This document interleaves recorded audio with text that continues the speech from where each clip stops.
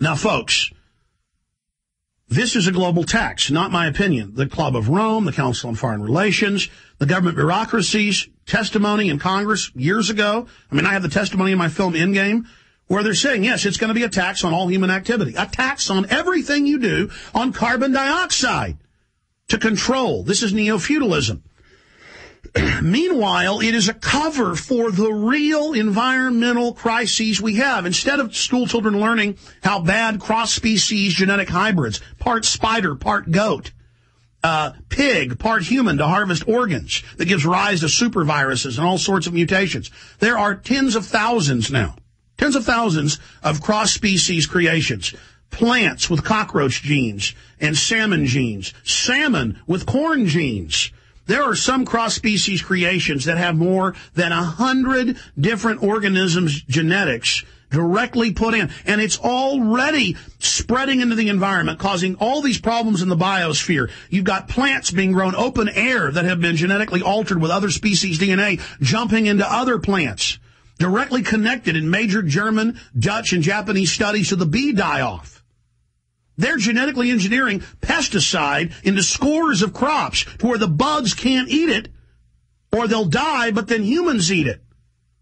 And they go find the dead honeybees where the whole colony dies, and they cut them open and go into them, and they have the pesticide in them that is grown in the pharmacological corn and the other crops. The little bees go and eat the pollen, and they die because most insects smell it with their olfactory centers and fly off and don't eat it. Did you know pigs won't eat most of these GMO crops? That's the real crisis. Depleted uranium being used at proving grounds all over the United States, Canada, and Europe has billions and billions a year half-life.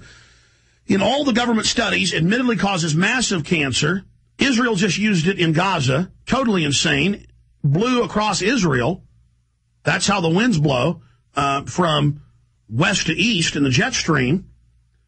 Every time it's used, radiation detectors in England and all over the world pick it up thousands of miles away because it's particularized and it goes around the planet over and over again.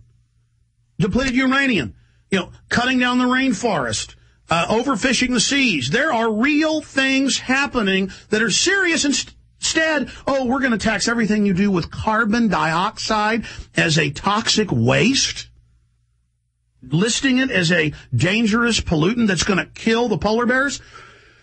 The last study they did before the newest, a decade ago, showed around 35,000 polar bears in the world. Guess how many polar bears there are now?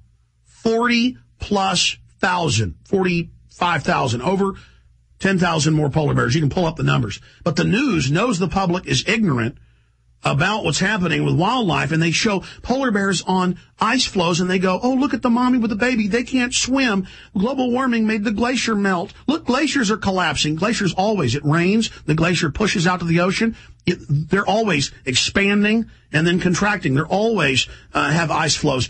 It is the strongest swimmer of any land animal. They have been recorded swimming up to 300 miles. They routinely take 150-mile swims. They go out to the ice floes and hunt seal and beluga. They are so strong, one polar bear can reach in and grab a multi-thousand-pound beluga whale and drag it up on the ice and eat it with one arm. With one arm. And the news says and teaches children the polar bears are drowning because the ice caps are melting. Folks, the sun was in its brightest cycle ever recorded in several hundred years of it being documented. One of the most intensely studied phenomenon continually is the sun. Moons of Jupiter and of Saturn that had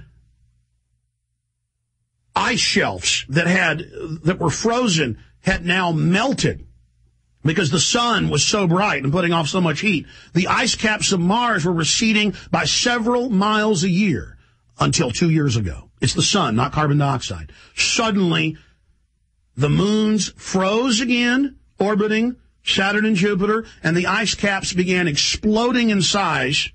The tiny cap on the south, the larger cap on the north of Mars. This is a incontrovertible fact. Your SUV is not making moons melt. They're oceans of methane. They are not making the water ice caps of Mars melt. The sun is doing it. The sun is causing it, not carbon dioxide on the Earth.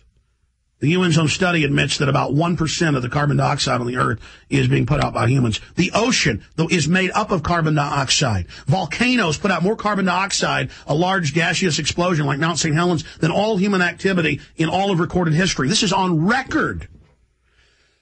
These greenhouse gases are part of our shield from the radiation of the sun.